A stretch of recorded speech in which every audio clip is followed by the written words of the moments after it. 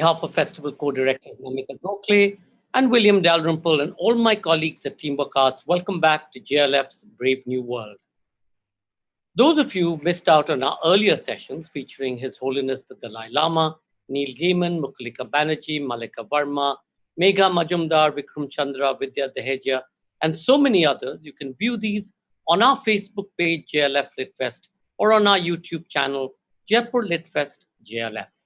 Our official radio partner is Red FM, Bajate Raho. Our next session today is Artificial Intelligence and Human Rights. Toby Walsh in conversation with Jaspreet Bindra. Are we sleepwalking into the artificial intelligence future? Professor of Artificial Intelligence, Toby Walsh examines the impact of AI on the uncertain present and the fast evolving future, where AI applications are embedded in every aspect of human life, and discusses the need for strategic thinking to protect and promote human rights in the context of new technologies. In this fascinating conversation with the author of Tech Whisperer, Jaspreet Bindra, he speaks of these crucial choices and interventions to ensure that the human race remains in control of its narrative. Toby Walsh is Scientia Professor of Artificial Intelligence at the University of New South Wales and Fellow of the Australian Academy of Science. He was named as a rock star of the digital revolution. He has authored 2 books on AI for a general audience, the most recent titled 2062, The World That AI Made. Jaspreet Bindra is the founder of the advisory firm Digital Matters. His first book on digital transformation and technology is titled The Tech Whisperer, and his latest book, released last month, is The Immune Organization, Future-Proofing Organizations from COVID-like Disruptions. Please do remember to comment by typing it into the comment section. In case any of you drop off due to bandwidth issues, you can find us on our YouTube channel, Jaipur Litfest JLF. Ladies and gentlemen, Artificial Intelligence and Human Rights. Toby Walsh in conversation with Jaspreet Bindra. Thank you very much. Hi, Toby. It's a pleasure to meet you. We are more than socially distanced, with you being in Sydney and I being in India, but I think that's the way many of our meetings have been happening over the past 2 or 3 months. But it's a privilege and a pleasure to meet you. There are so many things that I want to ask you about AI and human rights and everything connected to that. Because I think perhaps other than the exception of space flight, nothing has caught the imagination, or no other technology has caught the imagination of people around the world than artificial intelligence or AI. Perhaps it all started with the famous Kasparov Deep Blue chess match where Kasparov was defeated way back, I think in 95 or 96. Though it wasn't really AI, but at that time, but it was the first time people realized that machines could actually defeat world champions, in their sports. And then the famous Jeopardy and Watson episode in 2015 or 2011 or 12, where the world champions of Jeopardy were defeated by something now resembling intelligence. And then I think the landmark for not only the general public, but for AI scientists and researchers and teachers and experts like yourself, was the famous match of Go, which was in 2016, where AlphaGo, the DeepMind creation, actually very comprehensively defeated the world champion, Lee Sedol. And a lot of us thought that that wasn't going to be possible for a long time yet, but it happened. In fact, what I have read recently, I don't know if it's true, Toby, is that Lee Sedol has actually retired from Go last year, saying that, the machines are going to rule now. We human beings can't win in Go any longer. And so many times, when you kind of talk about this, people say that, yes, there's this fascination with AI, and people say that there have been technologies which have come and gone, and many are still there, but AI is different. It's not like any other technology which has come so far, and it's unique. Would you say that? Do you believe that, Toby? Oh, yes. I mean, I've believed this for more than 50 years. I've believed this since I was a very young boy, reading science fiction and reading about this future that we're now starting to live in. And so in some sense, I'm a bit surprised it took us so long to get here. But on the other, I think, I have profound the more that I've studied AI, and I've studied it since I went to university, the more respect I have for the human brain, and that what we're trying to do to match the intelligence and probably exceed the intelligence of the human brain, that's not a small challenge. That's a very big challenge. And we've still got a long way to go. I mean, it is very impressive. Most of us were very impressed by the AlphaGo and the ability for computers to play Go. That was a landmark moment.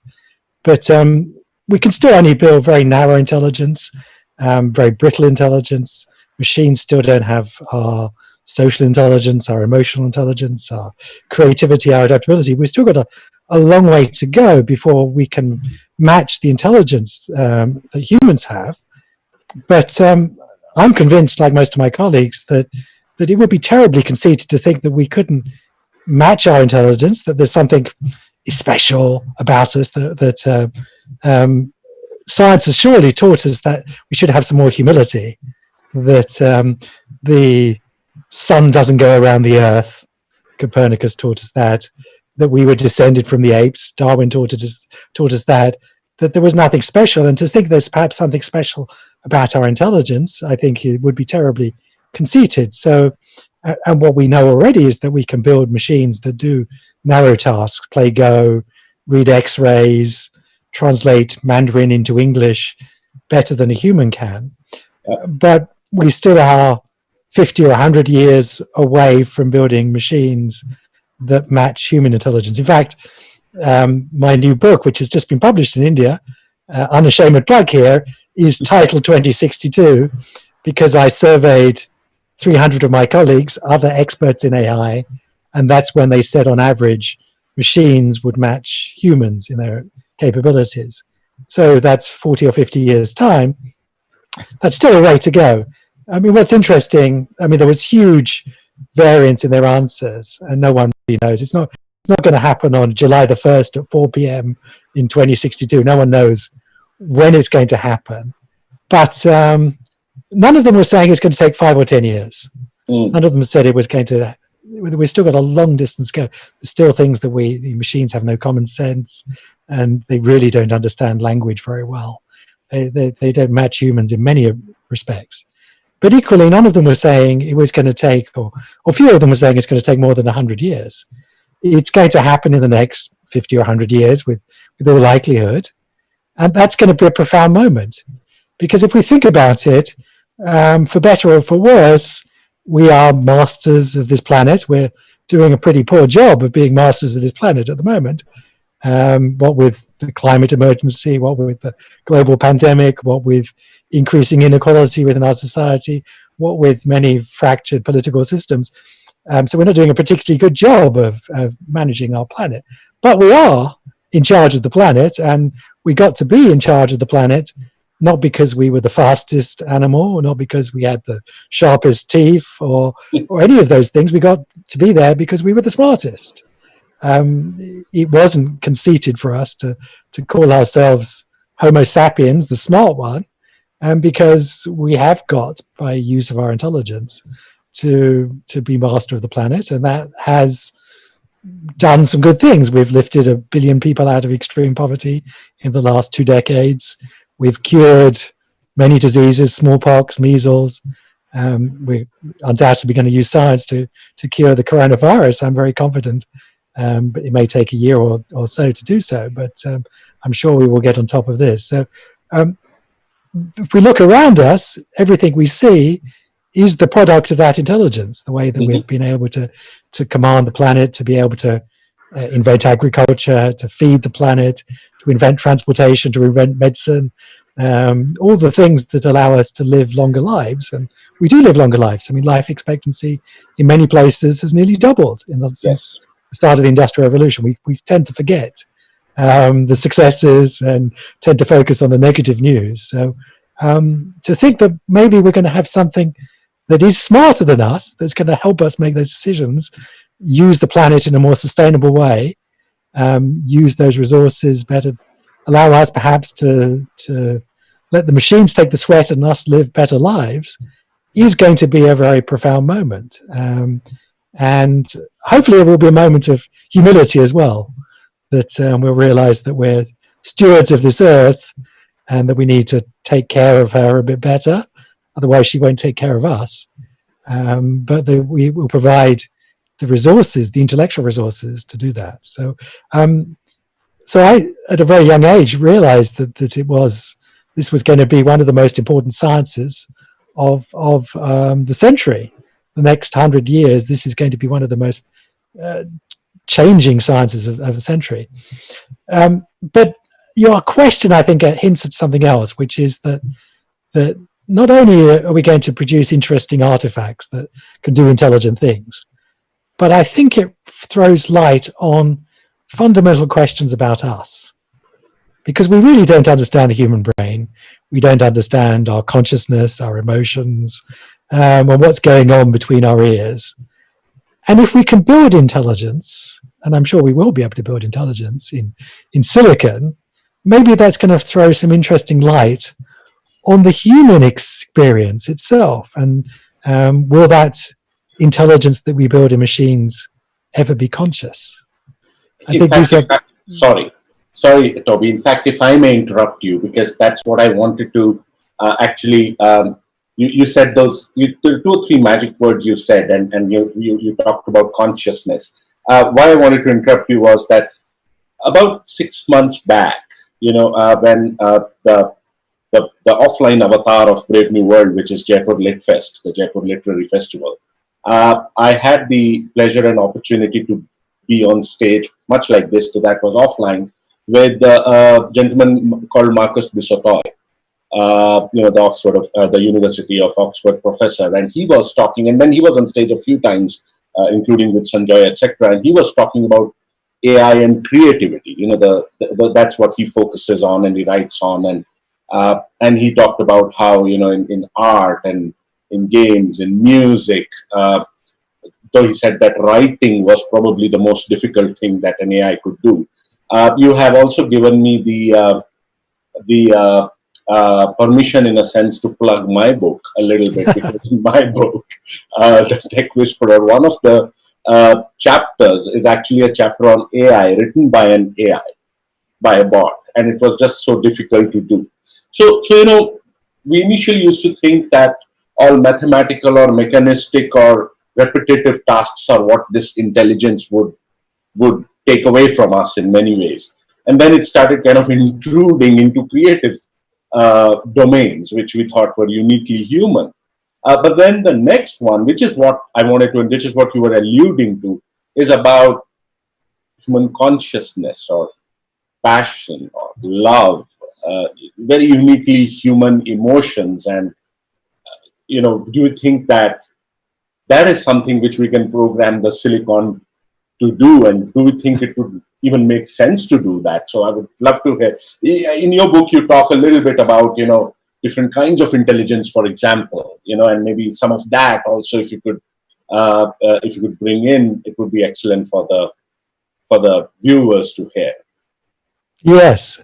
Well, so I do think that machines will be creative, and in fact, there are already examples of machines creating things. There's a painting that was sold by Sotheby's for several $100,000 recently.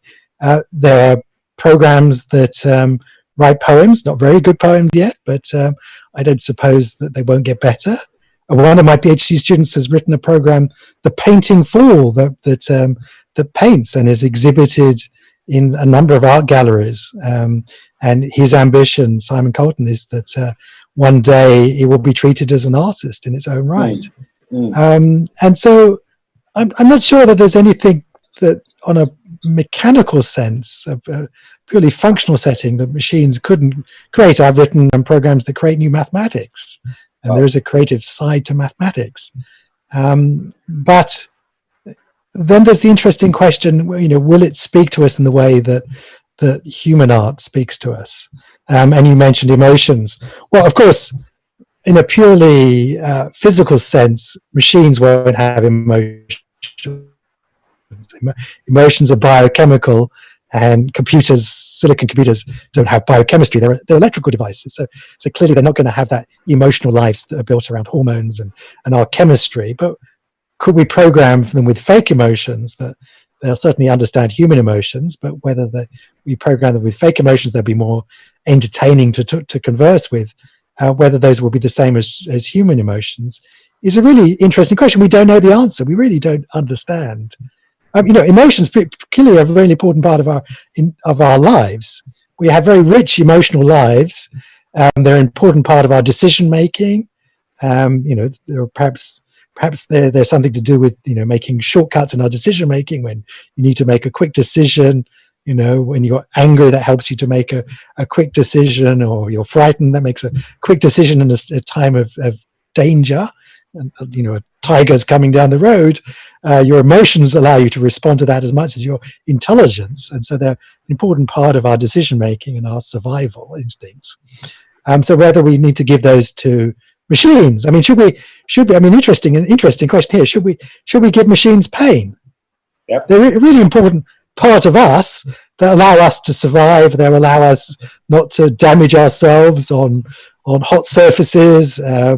And if we don't want our robots to be damaged, then probably we should give them things like pain. But of course, that raises interesting, challenging questions. If they experience pain, then probably we have to be worried about them experiencing pain, because anything that experiences pain, we give rights to typically, because suffering is not something that we like to happen and to encourage. So if we give machines pain so that they don't damage themselves and so that they learn dangerous situations and to avoid dangerous situations, which would be a good thing from a programming perspective, then we're going to have to worry about the pain and suffering that machines have, and that will take us to an interesting place. But then to answer the original question about their creations and things like love and emotions, maybe machines are fundamentally different. So there are a couple of fundamental differences, at least with the machines we build today, which is that and this is something where I would disagree with someone like Yuval Harari and his book Homo Deus, which is that we're not going to become gods because we're mortal. We live finite lives. Those lives, we fall in love. We're happy. We're sad. The people that we fall in love, unfortunately, also die. So we suffer loss. We suffer pain. And a lot of art, a lot of our creation speaks to these experiences, these human experiences. They're all part of the rich experience of being alive. And part of that, I think, is its finiteness, that life is so rich, because we all know that we have an expiry date and that we have to live for the moment. And so whilst maybe one day we'll build machines that write poems that rival those of Shakespeare or Wordsworth, compose music that rivals that of Bach or Beethoven, somehow I think it's not going to speak to us in the same way that those works speak to us across time and space, because those were written by other humans who had fallen in love and had lost love and all of those human experiences. And these machines will be immortal, so they won't know what it is like to have those human experiences. And so what they create will be different, but perhaps won't speak to us as the way that human art will speak to us. And so actually, I think the interesting thing about the next century is that it will amplify the human experience. The fact that we have these machines around that can do interesting things and take some of the burden and drudgery away from us will give us more time to be more human. And so the next 100 years is less about us becoming one with the machines, but us actually becoming more one with ourselves, with our humanity. I certainly, I think especially in today's world where everything we are looking through, a pessimistic viewpoint, that's a great optimistic and a view to have, and that's how the AI can be done right. One of the things you mentioned, Toby, is this concept of rights. and saying that if you give a machine pain and other human emotions, you also need to start thinking of its rights, etc. But just kind of picking on that and bringing us in some sense to the subject of the discussion today, which is AI and human rights. Uh, One of the big worries, and there are lots of people who are worrying about AI, not only what it would do in the future, but also in some sense, we've seen evidence of that happening now. In terms of AI discriminating based on gender or color or nationality or even behavior of people. The famous, more very recent case in Michigan where a black man's identity was misread by an AI program.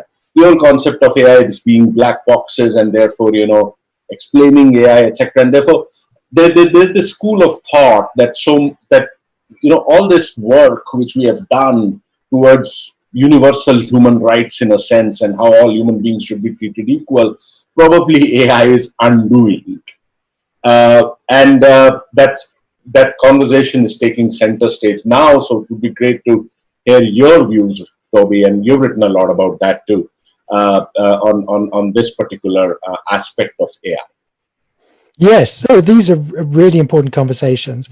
And I think one of the most important things is that these aren't conversations just for tech people like you and me who are building some of that tech and are involved in the construction of that tech, but they're questions for all of us to be having, because they're about, well, what sort of society do we want to build with that technology? And in many cases, I actually think that and as you rightly point out, we're already starting to see the consequences. We're already seeing algorithms that are deciding welfare payments, that are being used for surveillance, that are being used in discriminatory ways, that are actually undoing some of the hard fought work that we've done in human rights and civil rights and building a more fair and just society. But in many cases, it's not that we need some new ethics, as though there's this field of AI and ethics, and people say, well, what ethics do we need for the machines?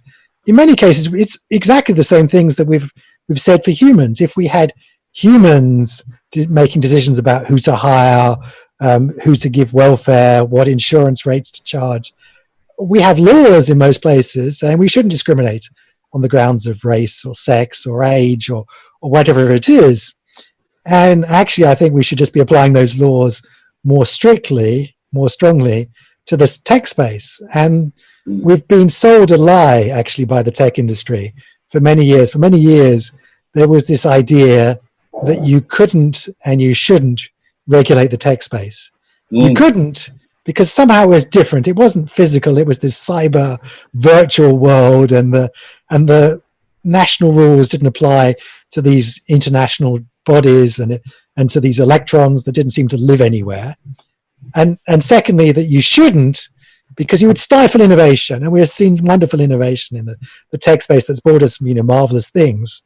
But if we try to regulate it, then we would stifle this innovation. And actually, we're discovering both of those memes are completely false. That you can, and there are now plentiful examples of countries that are actually starting starting to regulate the tech space. We see this most obviously in Europe with the European Parliament, the General Data Protection Regulation, large fines that the European Union is throwing down on Google and companies like that to try and get them to behave a bit better. So you can apply laws to these companies, and they will respond and respond in an appropriate way, and that you should. That in fact, actually, we'll end up in a place where innovation will be stifled. And in fact, we're already actually seeing that. We're already seeing that power is being concentrated into the hands of a few tech players. Yes. There are natural monopolies, data monopolies. And there is actually signs that this is stifling innovation, that you can't compete against these companies. You can't compete against them for a number of reasons, one of which is that you don't have the data. Yeah. They collect all this data, so no startup business can collect the data to compete against them. Second is you don't have the resources. They have untapped resources. They can buy out any companies they use their share price and their vast pockets to buy out any opposition. And then if you refuse to sell, of course, you can refuse to sell to them, but then they will just copy what you do with their vast resources and give it away for free until you run out of business. And then they'll have won. And so we're discovering that these are natural monopolies. And it's worth looking at the history of innovation, which is that every other large industry space we've had to regulate.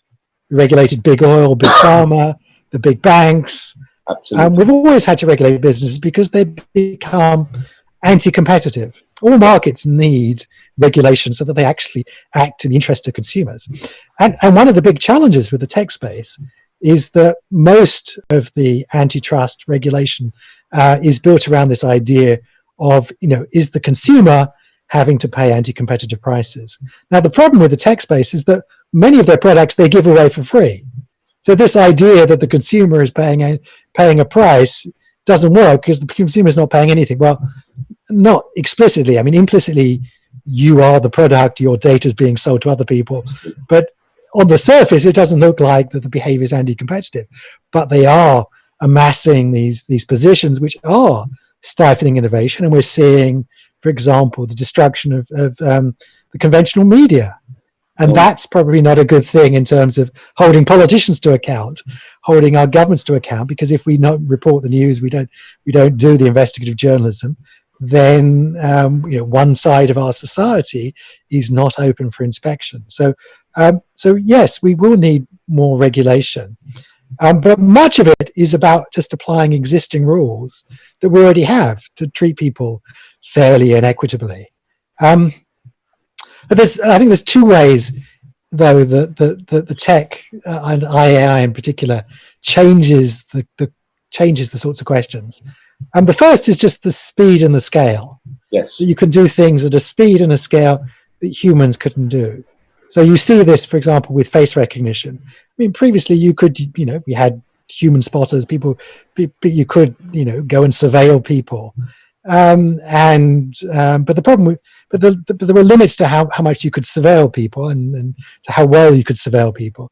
But now with things like face recognition software, you can surveil a nation. And we're starting to see worrying signs of that in China. And we're seeing how that is being used to suppress human rights amongst the Uyghurs.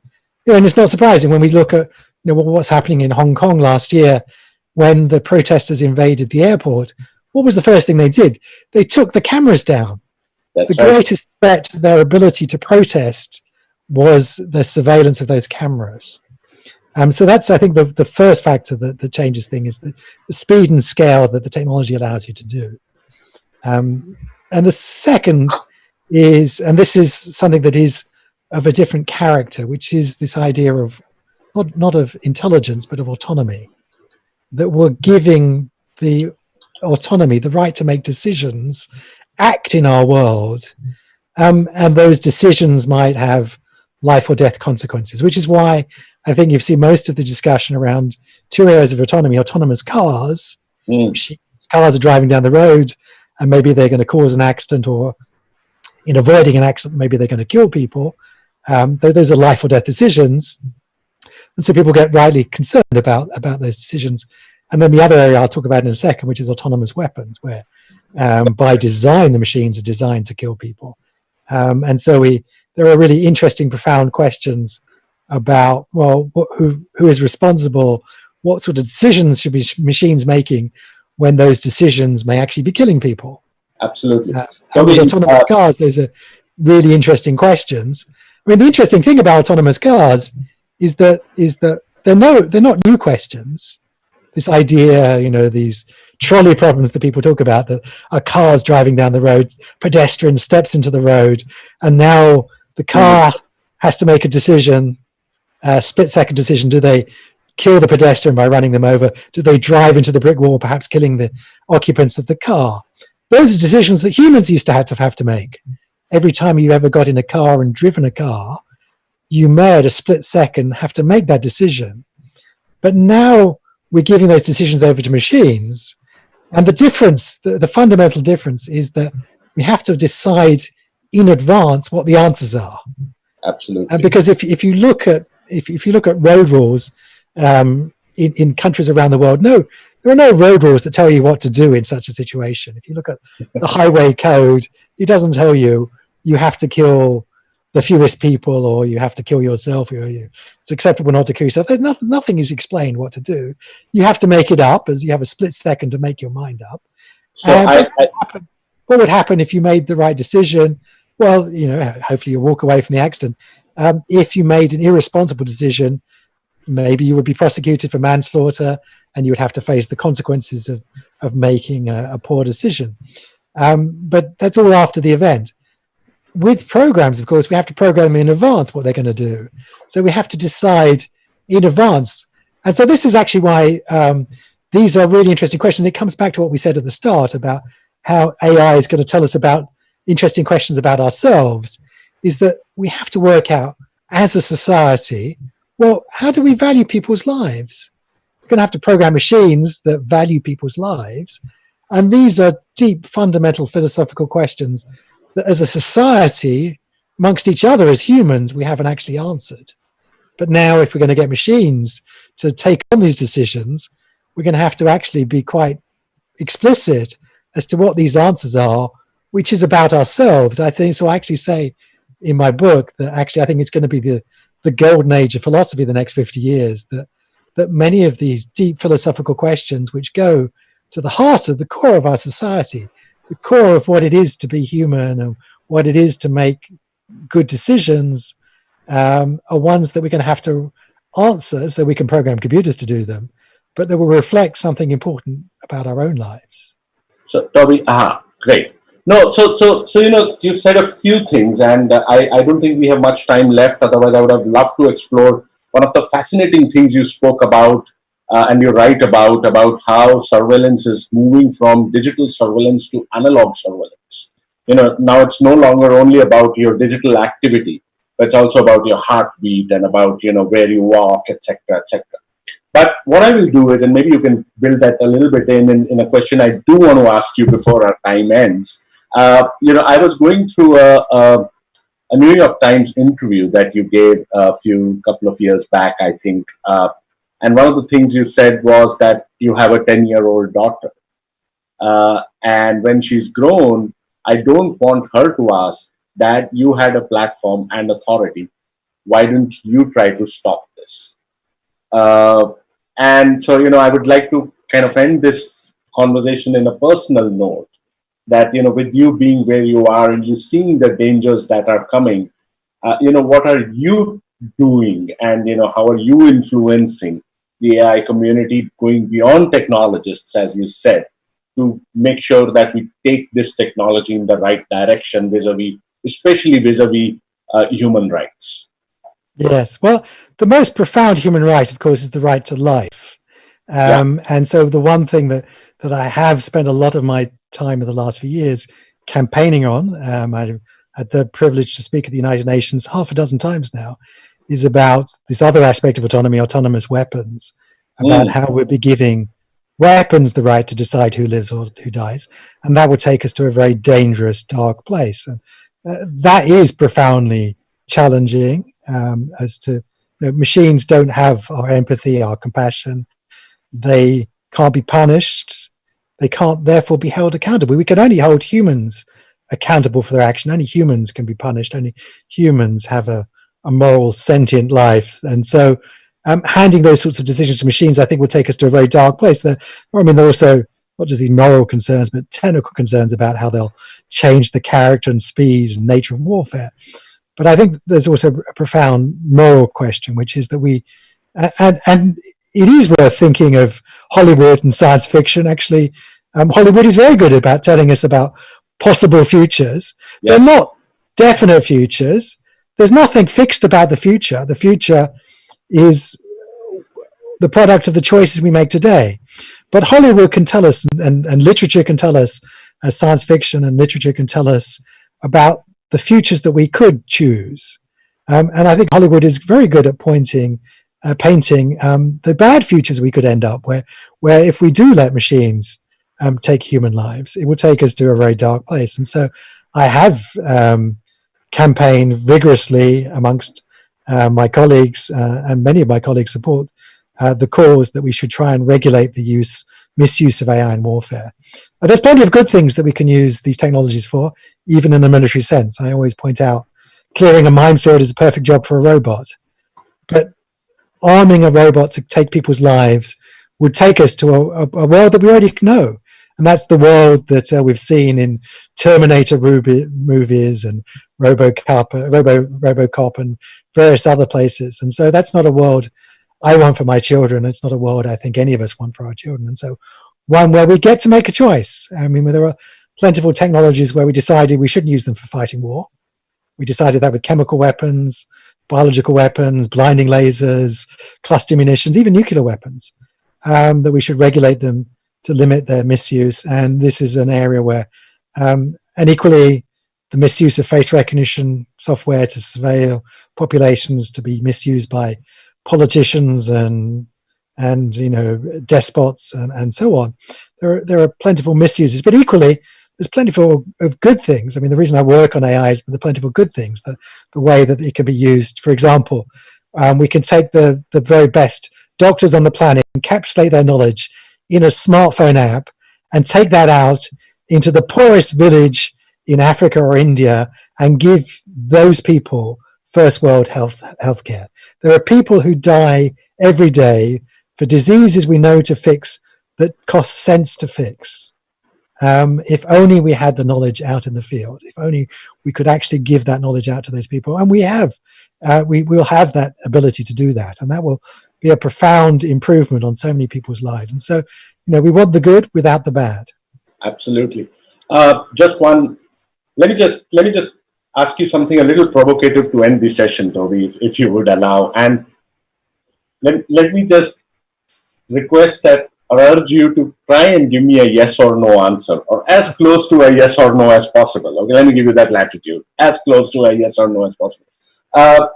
One other well-known AI writer, James Barra, has written a book which is titled "Our Final Invention."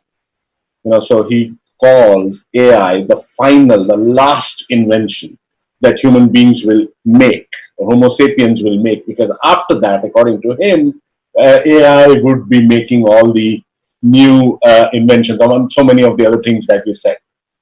Do you think AI would be man's final invention or not? Oh, undoubtedly, yes. It will be our final invention. You can see it in a positive light or a negative light. Positive light because, as you say, from a logical sense, once we've built smarter intelligence, it can do all the invention for us. It can make our lives so much better. Also, it could be our final invention if we get it wrong. And that's the end of human life. That's right. About making the right choices before we get to that point. And both are possible futures. I mean, that's the reason I get up in the morning, is because I know still everything is to play for. Absolutely. And whether that's a good life where the world is a better, just, fairer place with less poverty, less hardship, and people live more fruitful lives, is about making the choices. And if there's one good thing that's come out of this pandemic, is that we're open for change, and we're open to listen to scientists as opposed to politicians. Well, most of That's hopefully how we're going to fix the climate. That's how we're going to fix inequality within our society, and use tools like AI to make the world a better place. Lovely. Toby, I think we have timed out, and actually, if I may say so, without any flattery, that's the best answer I've got to my man's final invention question so far. Okay, yes, for good or for bad.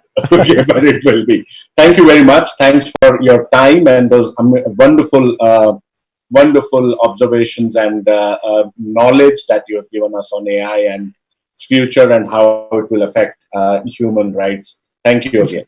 It's been my pleasure, and I hope you all keep safe in these difficult times. Same here. Thank you. Thank you, Toby Walsh. Thank you, Jaspreet Bindra. That was fascinating. I mean, should we imbue artificial intelligence and machines with emotions? Should they be given the power to take these split-second decisions about should I drive the person crossing the road over, or bang the car into a wall? And of course, do they have rights? Should we imbue them with emotional intelligence? And should they be allowed to take life? Fascinating questions. And I'm sorry, we sort of let the session run because we knew that all of you would be really interested in listening to much of what Toby and Jaspreet were talking about. And we promise if you send us or email us the questions, we will forward it to them and get them to reply to you directly or through us. Thank you all for watching. And thank you to our radio partners, Red FM, Bajate Raho. And we hope you enjoyed this conversation. And remember to log back on at 8:30 p.m. for our next session, Women and Work. Lakshmi Puri and Pragya Tiwari in conversation. Indian women's participation in the workplace is decreasing, with the pandemic creating further fault lines. A rebalance in the workforce could help kickstart economic growth and also pay social dividends. Lakshmi Puri and Pragya Tiwari discussed the evolution of the concepts of women's work and women at work. See you at 8:30 p.m. Indian Standard Time.